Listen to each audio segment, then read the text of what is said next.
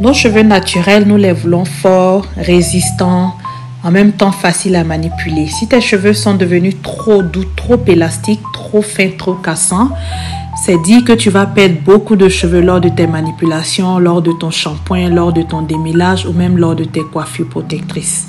Le soin ici que nous allons faire aujourd'hui est un soin fortifiant car il contient 2 ingrédients fortifiants qui vont donner de la vigueur à tes cheveux afin de leur permettre de résister aux différentes manipulations, aux différents effets du soleil, du froid, du chaud. Nous allons faire une préparation qui va permettre donc de fortifier tes cheveux, de gainer tes cheveux car cette préparation a une action directe sur la kératine des cheveux. C'est une préparation qui est faiblement protéinée mais dont l'utilisation régulière va donner beaucoup de force à tes cheveux. Reste avec nous jusqu'à la fin de cette vidéo.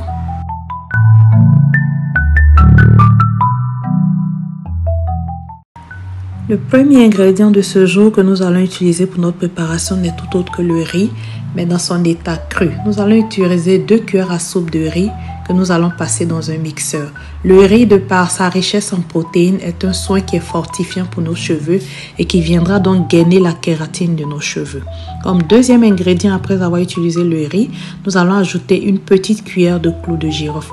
Le clou de girofle agit sur le cuir chevelu pour l'assainir, pour le purifier, pour le traiter, pour vraiment résoudre tous les petits problèmes que tu pourras avoir sur le cuir chevelu. Également, le clou de girofle permet d'accélérer la pousse du cheveu. Il vient maintenant ici en fait nourrir aussi le cheveu. Donc nous allons ajouter une cuillère à café de clou de girofle sur nos 2 cuillères à soupe de riz cru. Le riz n'a pas été préparé, c'est du riz cru. Nous allons ainsi passer tout cela au mixeur afin de pouvoir réduire tout cela en une poudre qui va nous permettre de passer à la prochaine étape de notre préparation. Donc en gros, dans mon mixeur ici, j'ai 2 cuillères à soupe de riz et une petite cuillère de clou de girofle. Ces 2 ingrédients ici sont des ingrédients puissants quand il vient à fortifier les cheveux, à gainer les cheveux. Donc si tes cheveux sont fins, s'ils sont fragilisés, s'ils se cassent, si lorsque tu manipules tes cheveux, tu as plein de petits bouts de cheveux qui tombent, si tu sens dans ta main que tes cheveux ont un effet de paille, ils sont asséchés, ils sont fragilisés, cette préparation est pour toi. Donc sur les 2 cuillères à soupe de riz et la petite cuillère de clou de girofle que nous avons réduit en farine, je vais ajouter 6 cuillères à café, 6 grosses cuillères, donc 6 cuillères à soupe de beurre de karité. Le beurre de karité est un beurre excellent pour l'hydratation des cheveux. C'est un beurre réparateur et pour les cheveux et pour le cuir chevelu. C'est un beurre en fait qui permet de protéger tes cheveux contre les agressions extérieures.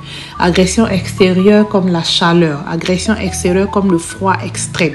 En gros, c'est un beurre de karité qui est excellent pour tes longueurs, excellent pour protéger tes cheveux, pour les fortifier. Nous allons donc ajouter 6 cuillères à soupe de beurre de karité sur notre farine que nous avons obtenue à partir du riz et des clous de girofle. Notre 4e ingrédient ici n'est tout autre que l'huile de coco. L'huile de coco qui en fait, sous température un peu basse, se solidifie et prend l'état d'un beurre, mais qui en réalité est une huile. C'est une huile également gainante avec des propriétés protéinées. C'est une huile également fortifiante. Donc, si tu comprends bien, la préparation que nous allons faire aujourd'hui est une préparation qui est destinée à fortifier tes cheveux. Si tu les sens affaiblis, si tu les sens fragilisés, si tu es en période de transition du défrisage vers les cheveux naturels, cette préparation est excellente pour toi. Donc, sur le beurre de karité, nous avons ajouté également 6 cuillères à soupe d'huile de coco que nous allons passer le tout au bain-marie. Donc le bain-marie, je l'ai commencé ainsi dans ce petit bol, mais par la suite, je vais changer de bol parce que j'ai réalisé quand l'eau a commencé à bouillir qu'il y avait cette tendance, l'eau avait tendance à vouloir rentrer dans le bol. Nous ne voulons pas qu'il y ait de l'huile, de l'eau dans notre préparation huileuse. Si il y a de l'eau dans ta préparation huileuse, dans ton beurre, tu auras du mal à conserver ce beurre assez longtemps. Donc par la suite, je vais changer de récipient afin de faire un meilleur bain-marie. Donc cette préparation, je vais la passer au bain-marie pendant une vingtaine de minutes. Vraiment laisser le tout chauffer. Pas chauffer directement, mais chauffer au travers de l'eau bouillante. L'avantage de la méthode du bain-marie, c'est une méthode qui permet d'extraire les propriétés de nos ingrédients sans pour autant les brûler. Brûler directement notre huile sur le feu va permettre de tuer les propriétés. Nous ne voulons pas tuer les propriétés de nos ingrédients, nous voulons les conserver. Donc extraire tout ce que nous pouvons extraire du riz et des clous de girofle.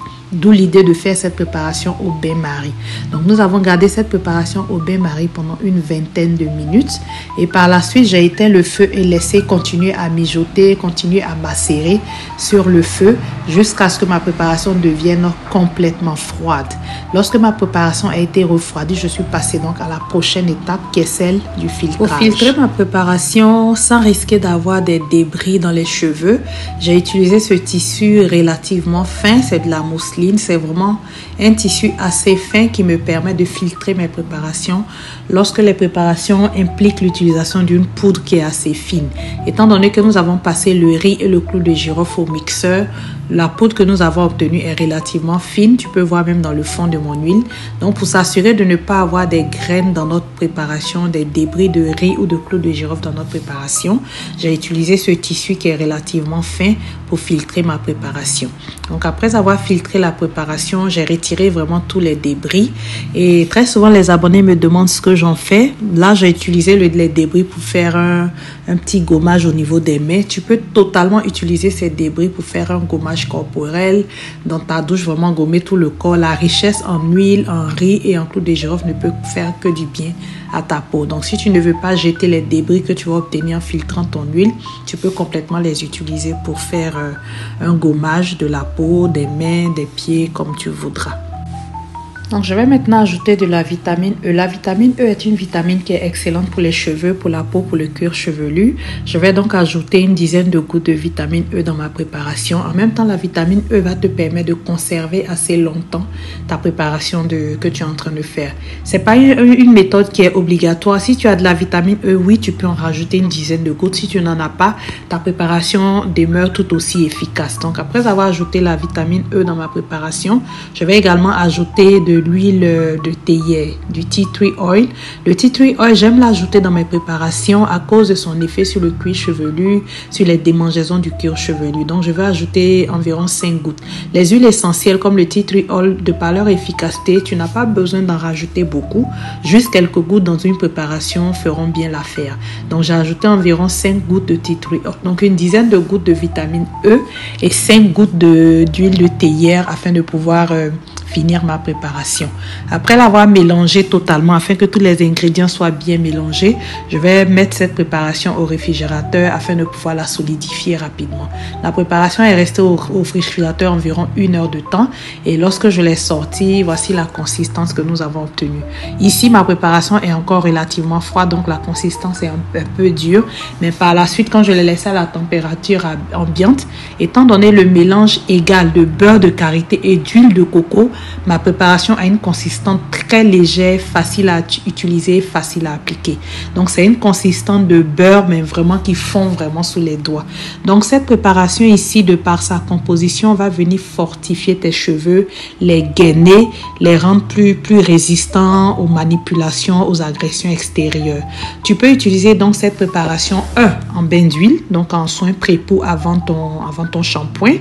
Et tu peux aussi l'utiliser pour le massage du cuir chevelu. Certaines personnes ne tolèrent pas le beurre de karité sur leur cuir chevelu.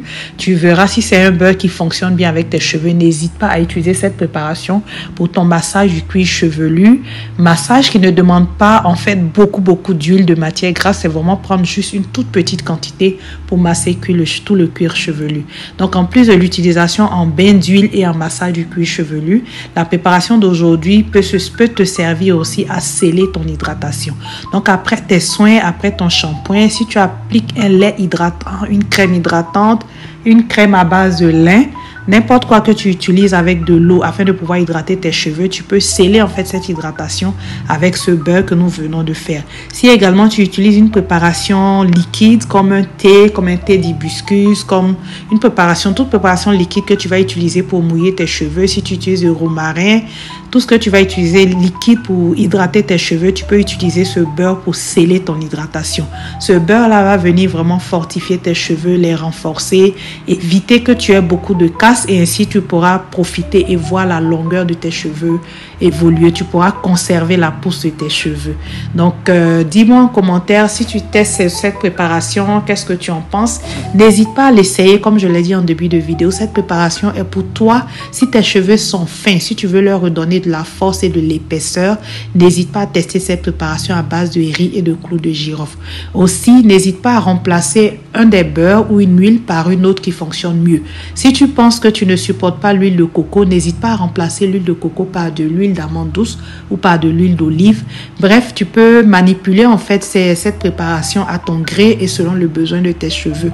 Donc, ce que je t'ai fait comme vidéo aujourd'hui va te guider, mais ensuite, n'hésite pas à remplacer un ingrédient par un autre si c'est ce qui fonctionne mieux pour tes cheveux. Si tu ne supportes pas le clou de girofle, tu peux ne pas en mettre. Le mélange déjà de riz, d'huile de coco et de beurre de karité est déjà excellent pour fortifier tes cheveux. En gros, essaie de manipuler, de changer quelques ingrédients dans cette préparation afin de pouvoir vraiment rejoindre tous les besoins de tes cheveux. Sur ce, je te dis à la prochaine pour une autre vidéo. N'oublie pas de partager la vidéo, de la liker, de surtout la commenter. Ça nous fait vraiment plaisir d'avoir de tes commentaires. Et aussi, n'hésite pas à utiliser notre lien Amazon pour faire tes emplettes afin de pouvoir nous soutenir. Donc, on se dit à la prochaine, pour une vidéo tout aussi instructive. Abonne-toi, partage et on se dit bye bye.